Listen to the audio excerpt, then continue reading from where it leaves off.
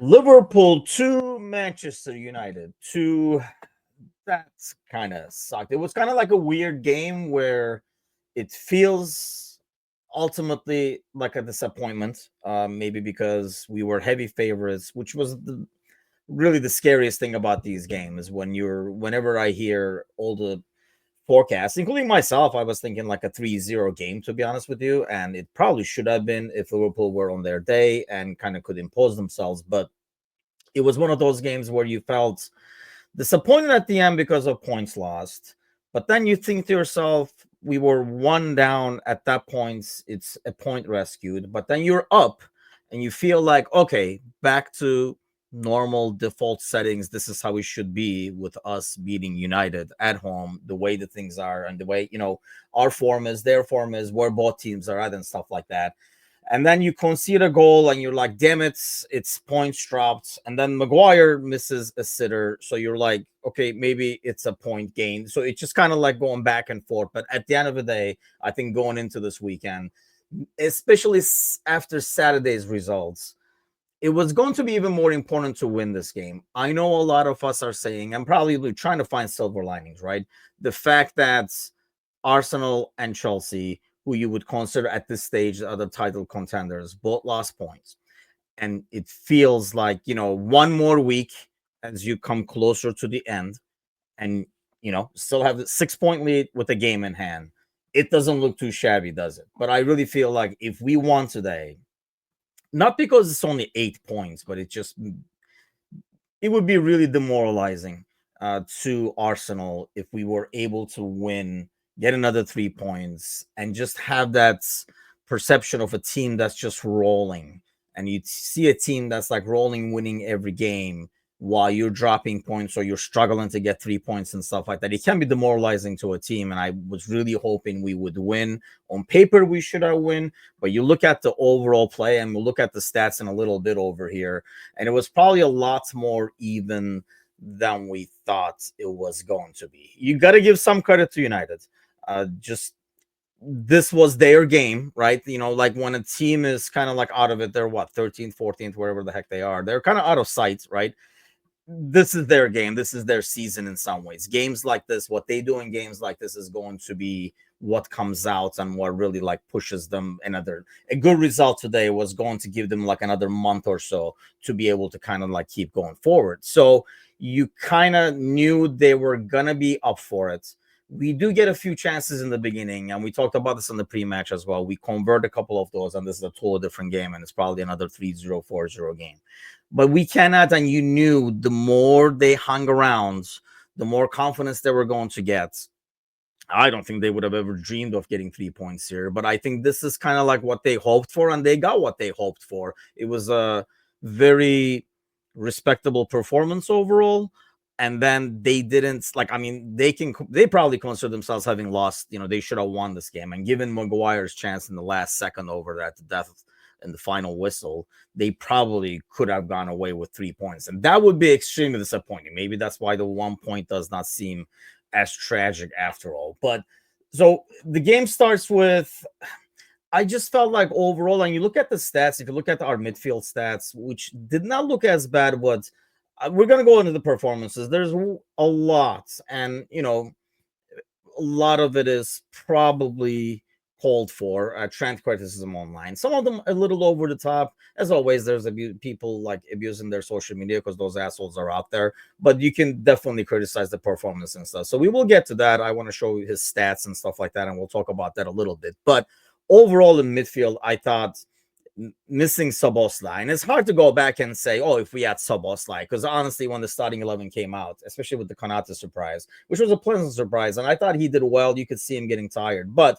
you can't just say, oh, if Szoboszlai was there. On paper, this starting 11 is a lot better team than the United team it faced. So, but you could tell Szoboszlai would have made a bigger impact today. Jones did not have his best game. The thing I don't like about Jones, and I thought he kind of like got out of this, is where he hangs on to the ball too much and almost like always tries to create that wow moments. Whereas you don't need those wow moments. You look at McAllister's game today, which he was the man of the match for me. I mean, for Liverpool at least, I guess. But I mean, he had the assist. He almost has another assist to Van Dijk. Just very solid in midfield. You can see what he does. He plays it simple when he has to. He makes a move and get past somebody and create some space when he has to. I really do hope Curtis kind of learns from that. This was the criticism we had with Curtis when he first came onto the scene. He first came onto the scene, he played really well, and then he started doing this. Then he had a spell. I think it was like the end of the season. He had like 7-8 games in a row. We were like, there we go. He needs the run of games. He's out there. And he was moving the ball. He was playing a lot more fluid within the team, taking his moments. But I don't know. Sometimes he kind of goes back to that. There's a sequence that I lost my mind. I think somewhere in the second half, I want to say he's in between 3 United players. And there's a guy to drop. He sees these people. It's not like, oh, there's 3 people on him, so he can't see who is around him. There's a guy to drop the ball over here. There's a guy to play this like lateral pass over there. No, he tries to do this thing where he comes out of 3 people. So we're like, wow. But no, it's like, because like he loses the ball. I just wish he would get out of this game. I think he's a very talented kid and he fits the system. He has all the skill in the world. I hope he gets that out of his game. But going back to the first half, we'll look at the stats here real quick for the first half.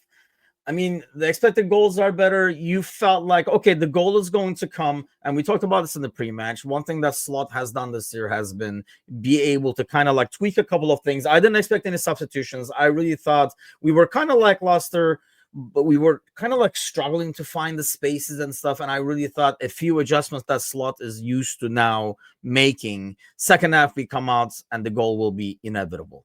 But then obviously we concede the goal beginning of the second half. And that's where like obviously the Trent criticism from the first half into the second half comes along. And I don't want to show his stats, so we'll kind of like talk about that because yeah, he did have a very poor game. And I don't think there's any denying that. I hope to God he doesn't deny that.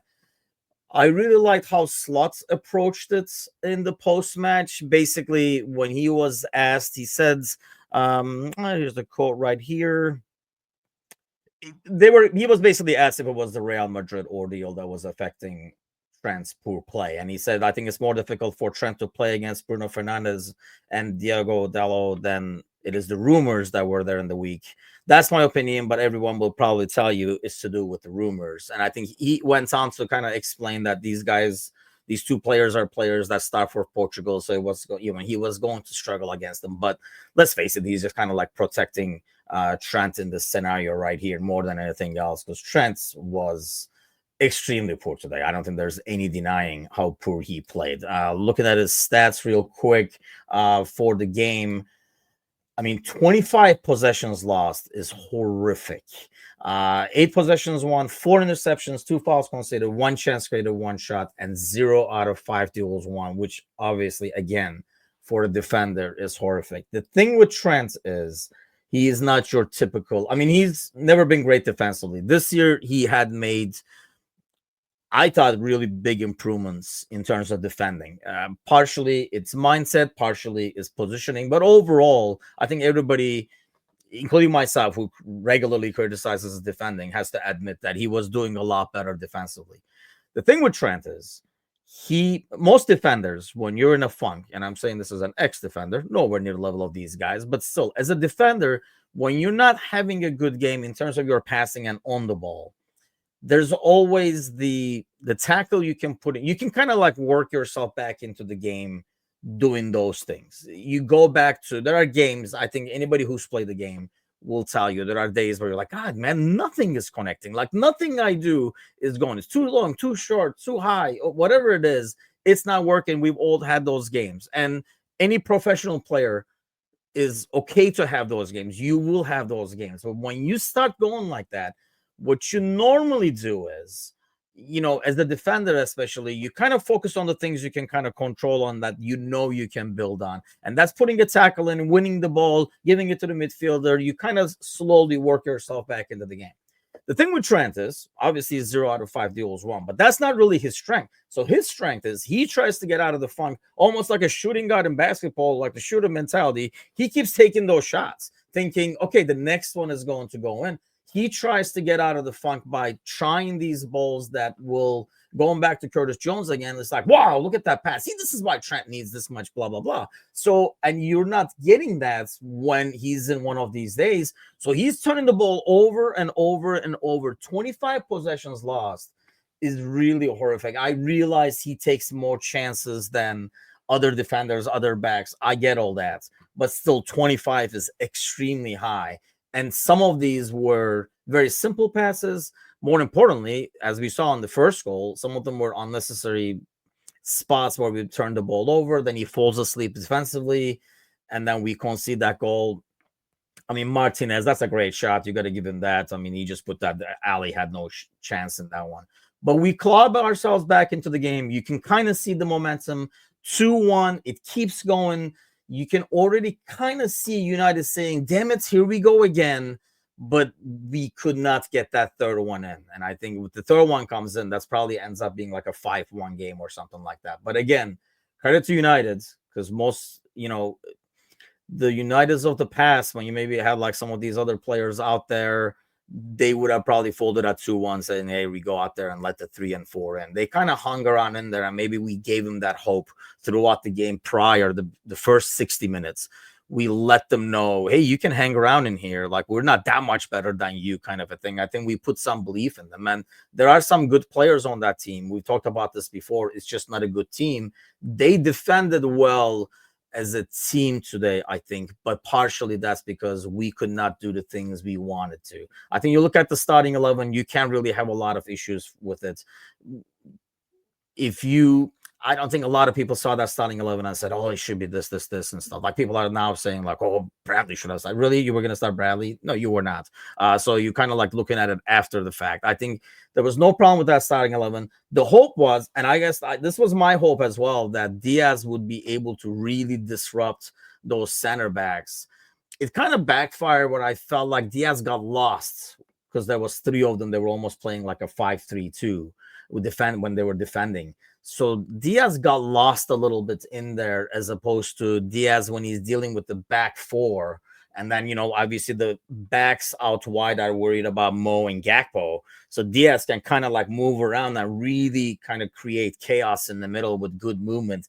I felt like he kind of got lost today in the middle over there. He did not get the ball. We did not get the ball to him as much as we probably wanted to. I mean, you look at throughout, I don't think there's a lot of great performances. I think there's a lot of like average performances. I know people are making it sound like it was really poor overall, and it was not that poor overall. I mean, you look at the final stats of the game, and this is how it basically ended.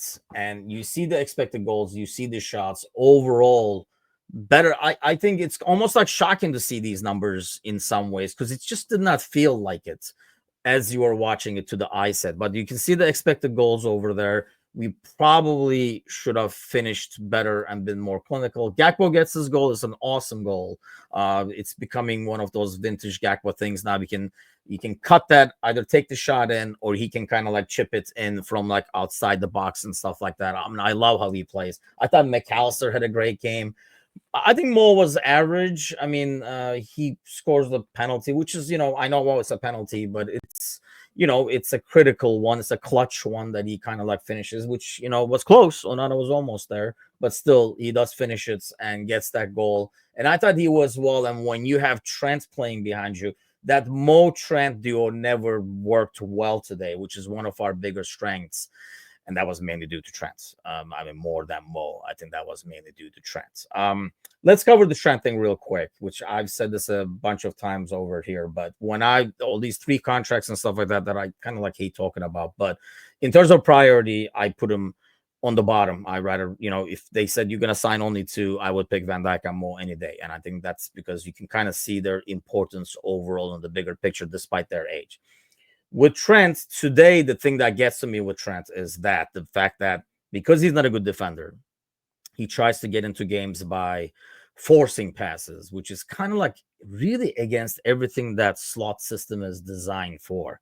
It's more about control, and he did a lot of Klopp era gambles. And I guarantee you, Slot is not happy about that, and I guarantee you Slot will let him know about that. Because one thing we hear about Slot, whether it's through all these interviews, Soboslai, Jones, Mo, just the other day, is he's very direct, and he does not care that your feelings are going to be hurt or how you're going to take it. But he is very direct. He protected Trent in the media, but I guarantee he goes back there and says, "This is not how we play." And I guarantee you, he would have probably been yanked a lot earlier if Bradley was not coming from an injury.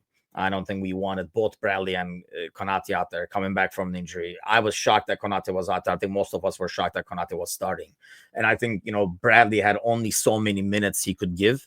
And that's why he was not put in a lot earlier. I think under normal conditions, that's 60 or something like that, Bradley comes in. And everybody's like, oh, Bradley came in, look at what he's doing. I mean, I don't know how many minutes he ended up getting, but, it was not like, oh, great performance. I think I could have probably trotted in for Trent and it would have looked semi-decent because he was just it was in his head. You can kind of tell, like I say, the problem with Trent is he tries to pass his way out of slumps. And it does not work like that. It gets worse. When those passes are not connecting, it gets worse. And for us to be like, oh, wow, it goes back to what I was saying about Curtis. Don't go and dive into three guys. So, I don't care if I'm going to say, wow, when you come out. Just play the simple ball. Let's move the ball around. And same thing with Trent. Just do the basics and your opportunity will come. If Trent lets the game come to him, I think it would be because there will be a moment where he's going to get the ball on the right-hand side, and we know he can whip that in better than anybody else. That moment is going to come to you. Just wait. But that's not Trent. He's going to try to force it. I guarantee you Slot is not happy about that. Was it the contract talk that got to him? That's really on him. I know the anti-FSG people are trying to put it on FSG, but that's really on him because Van Dijk and Mo are in similar situations. Obviously, Trent has interest coming from outside. We kind of talked about this on the morning shows. I still think somebody on Trent's campus, giving the green light for Real to come in. Real might be coming in just to disrupt things because that's what Madrid does. But at the end of the day, that's on Trent to be able to kind of put that away and be professional. And all this talk about, I read a lot of places. Don't get me wrong. Some of the social media abuse is getting is out of whack, and that's just like stupid. I'm not even talking about that. But the regular intelligent criticism in the post matches or whatever is called for. Because if you want to be praised when you put the pass through and when you do this, when you do that, when you get the assist, you got to be able to take the criticism when none of your passes are connecting. It is what it is. I mean, you take the good with the bad. But I think the issue with Trent is how he's handling this overall. And a lot of people are saying he's like, oh, and then there's the overprotection of Trent, which I hope to God he knows those people are not coming with you to Spain when you go to Spain. There's an overprotection because he's the Scouser on our team and because of what he's done, his history and stuff like that. Well, all that stuff is gone when you go to Spain. So he's not going to get that. So I hope to God he knows that because that's what's kind of protects him at times. He's like, oh, Klopp is pushing him out so far. That's why he's out of position. Really, every time the give and goes where he falls asleep and stuff like that, people blindly backing him up. It's okay to have a weakness. Maybe it's not a great weakness that was a right back, but be that as it may, you kind of, I really thought he was making strides defensively and was a lot better. But giving him he's a young player, so it's affecting him. He's a vice captain.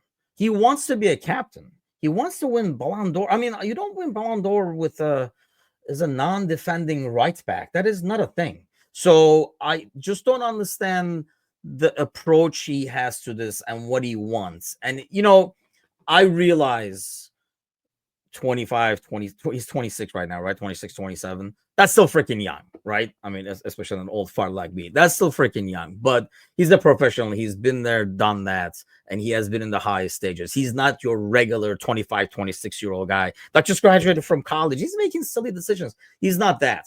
He's been there, done that, been really, really high stress situations throughout his career. So it's just about you got to make up your mind. You had a lot of time. You got to make up your mind. And once the decision is made, you got to put the decision behind you and be professional and keep working. And that's, do your work. Whether if you're going to go afterwards or not, do your work for what you're getting paid for right now. Based on what we were told yesterday, I believe the news came out in terms of the offer that he has.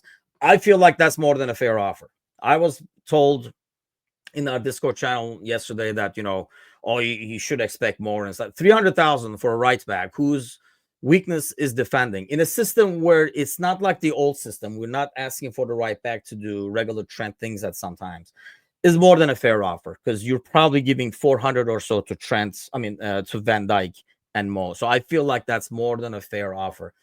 And I still, people are like, oh, he's gonna make money, you know, like his career decisions and stuff like that. If it's money, one, this is the really, really poor business advice that he's being given. So whoever his finance guy is, fire that guy right now. Because getting an extra 100,000 a week for the next 2-3 years is nothing compared to the money you will make as being Mr. Liverpool for the next 20 to 30 years.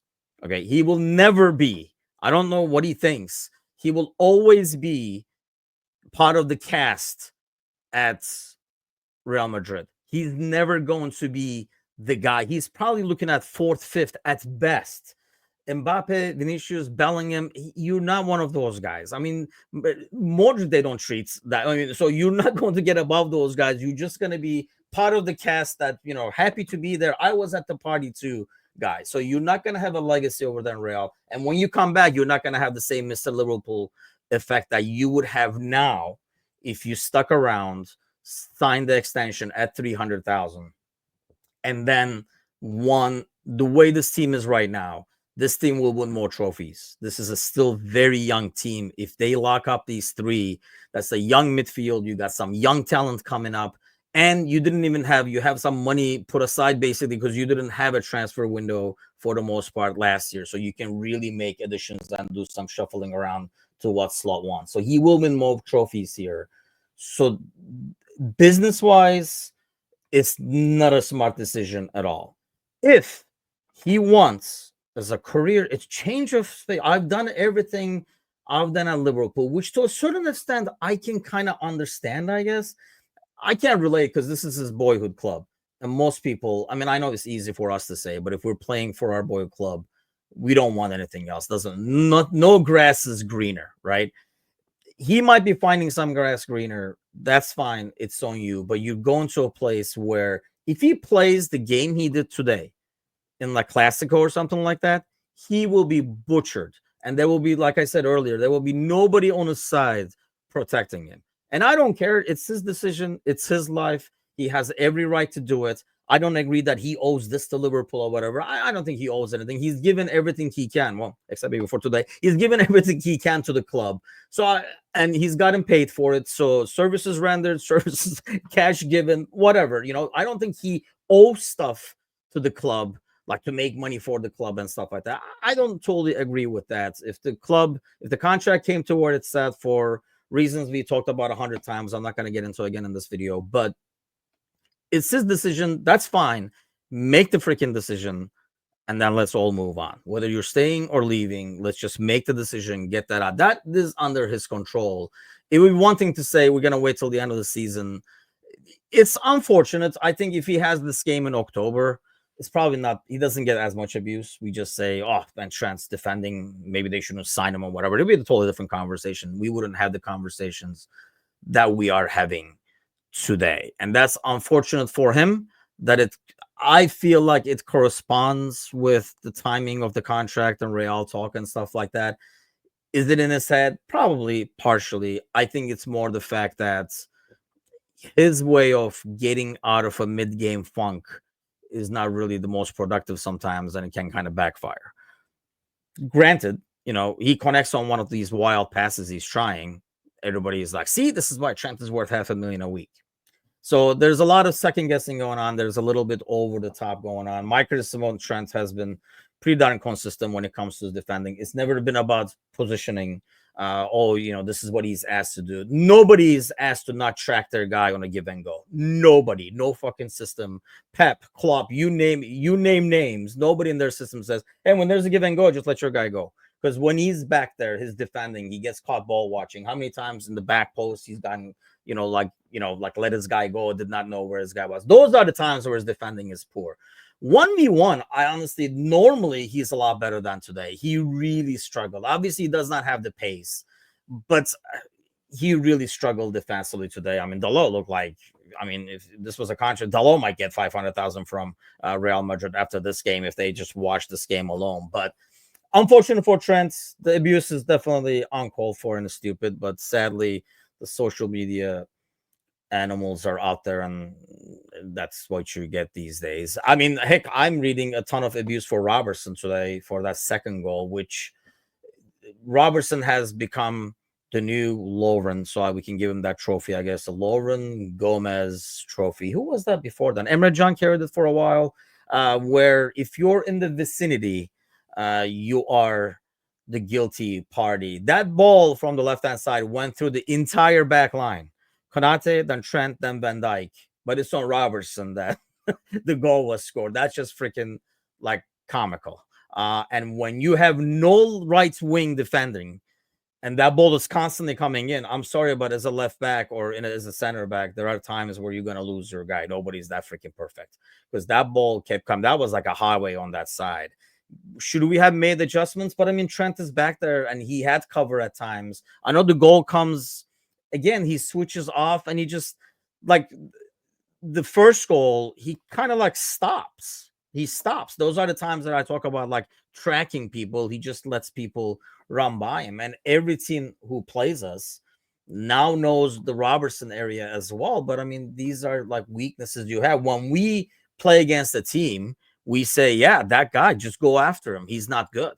And the same thing. Obviously, when people play us, they see Trent, they see like Robertson's form earlier this year. I thought Robertson had a decent game today, but you look online, Robertson's getting a lot of hate too, just because that's default. We want to see the goals. Damn it, Robertson is basically what we're getting right now. But at the end of the day, it's 2-2.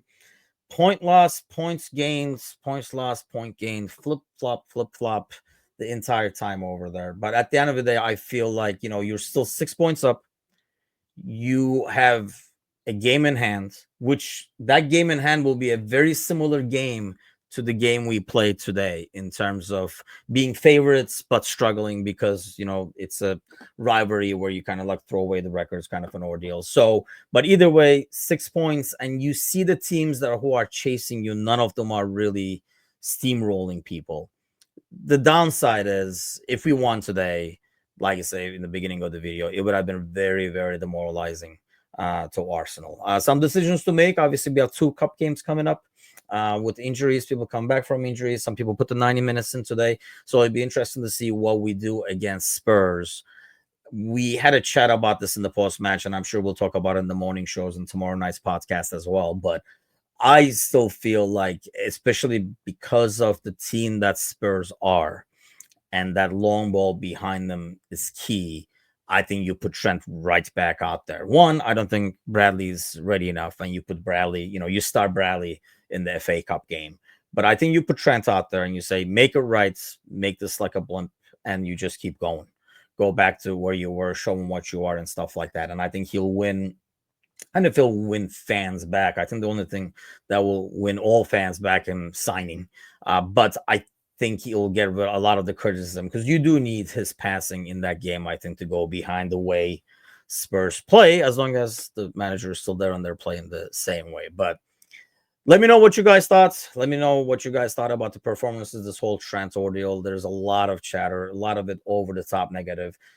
He is more than right to be criticized. A lot of things I said during the game that I was yelling out, I don't want to repeat over here, even though it's for adults only. So not proper, probably. But yeah, not too happy with it overall. But people driving into Madrid and all that kind of stuff is too fast, too early. Let's see what happens over here. Let's see how he makes out of it. And I'm totally okay with him if he says, yeah, I'm just going to go to Madrid. I want something new.